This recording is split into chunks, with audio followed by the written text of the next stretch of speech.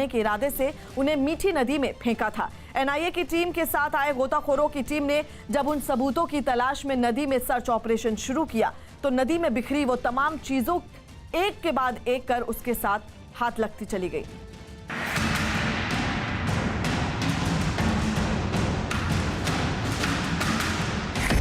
मनसुख हिरेन हत्याकांड।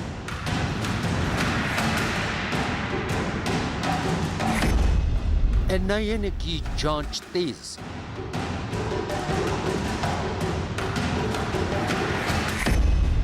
मीठी नदी में सर्च ऑपरेशन।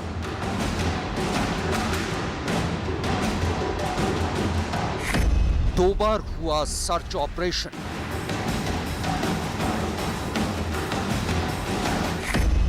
नदी से मिले अहम सुराग।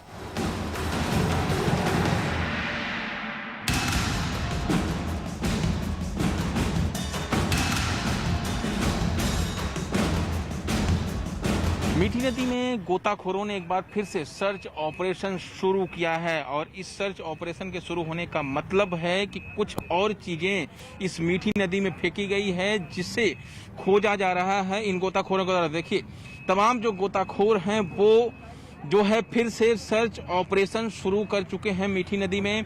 और इसके पहले करीब 1.5 घंटे तक जो ऑपरेशन चला था उस दौरान कुल 17 चीजें बरामद हुई हैं जो इस मीठी नदी में फेंकी गई थी सबूतों को नष्ट करने के लिए। अब दोबारा से ये सर्च ऑपरेशन शुरू हुआ है। आप देखिए, तमाम जो गोताखोर हैं वो मीठी नदी में इस वक्त प्रवेश कर चुके हैं और वहां पर वो लगातार सर्च ऑपरेशन कर रहे हैं। चीजों को ढूंढने की कोशिश जो है वो गोताखोरों के द्वारा की जा रही है।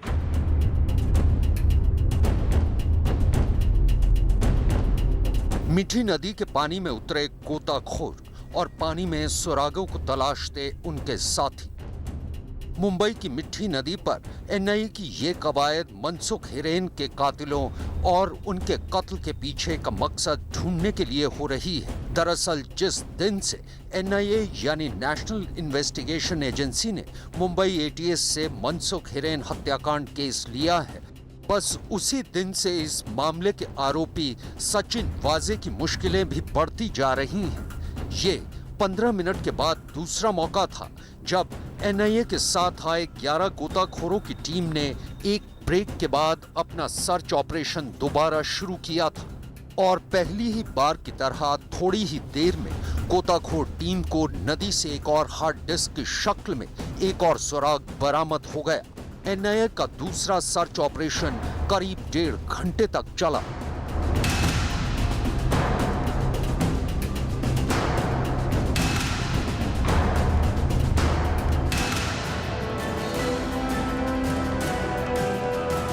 दरअसल एनआईए की टीम शाम के 3:15 बजे अपने पूरे लाव लश्कर के साथ मीठी नदी पर पहुंची।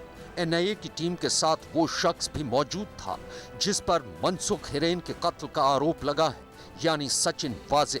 सूत्रों के मुताबिक एनआईए टीम सचिन वाजे से पूछताछ करने के बाद ही मीठी नदी पर आई थी। दरअसल एनआईए को शक था कि वाजे और उसके साथियों ने मनसुख हिरेन की हत्या केस से जुड़े कुछ सबूत मीठी नदी में फेंके हैं और सचिन वाजे की ही निशानदेही पर मीठी नदी में मनसुख हिरेन के कत्ल से जुड़े सुरागों को ढूंढने के लिए पहला सर्च ऑपरेशन शुरू किया। एनआईए की टीम का पहला सर्च ऑपरेशन भी 1.5 घंटे तक चला।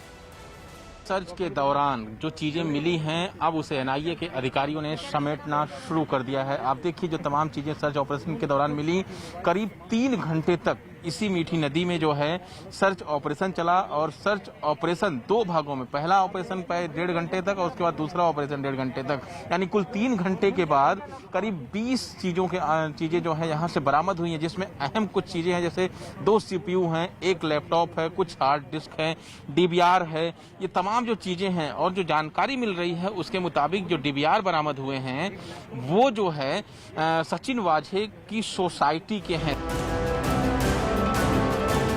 एनआईए की टीम को अपने पहले सर्च ऑपरेशन के दौरान मीठी नदी से 17 चीजें या फिर यूं कहें कि अहम सुराग मिले। एनआईए को मीठी नदी से अपने पहले सर्च ऑपरेशन के दौरान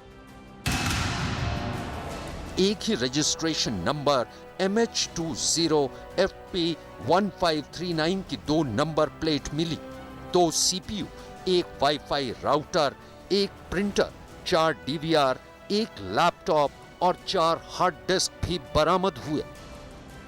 न्यूज 18 को सूत्रों के हवाले से मिली जानकारी के मुताबिक मिठी नदी से मिली एक डीवीआर आरोपी सचिन वाजे की सोसाइटी की है और एनआईए को शक है कि इस डीवीआर में सीसीटीवी की वो फुटेज मिल सकती है जिसमें वो संदिग्ध कार कैद है जिसमें विस्फोटक मिले थे। एनआईए को इस बात का भी शक है कि सचिन वाजे ने ये कार अपनी सोसाइटी में पार्क की थी, लिहाजा जैसे ही उस पर कानून का फंदा कसा तो उसने बचने के लिए ये डीवीआर मिठी नदी में फेंक दी। एनआईए को अपनी इन्वेस्टिगेशन के दौरान जितने भी सबूत या सुराग मिठी नदी से मिले हैं उन्हें जांच के लिए फॉरेंसिक लैब भेजा जाएगा। तमाम जो चीज़ें बरामद हुई हैं उसे लेकर अब एनआईए की जो टीम है वो यहाँ से रवाना हो रही है।